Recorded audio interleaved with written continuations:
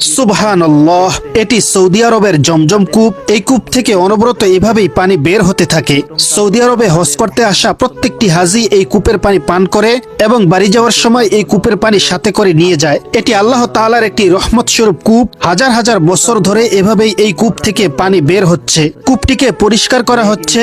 আপনারা যারা জীবনের প্রথমবার জমজম কূপের ভিতরের দৃশ্য দেখলেন, তারা ভিডিওটিতে একটি লাইক করে ভিডিওটি বেশি বেশি করে শেয়ার করে দিবেন। আল্লাহ তাআলা আমাদের সকলকে এই কূপের পানি পান করার তৌফিক দান করুক, আমিন। সুবহানাল্লাহ।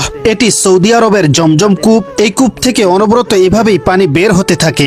সৌদি আরবে হজ করতে আসা প্রত্যেকটি হাজি এই কূপের পানি পান করে এবং বাড়ি যাওয়ার সময় এই কূপের পানি সাথে করে নিয়ে যায়। এটি আল্লাহ তাআলার একটি রহমত স্বরূপ কূপ। হাজার হাজার বছর ধরে এভাবেই এই কূপ থেকে পানি বের হচ্ছে। কূপটিকে পরিষ্কার করা হচ্ছে।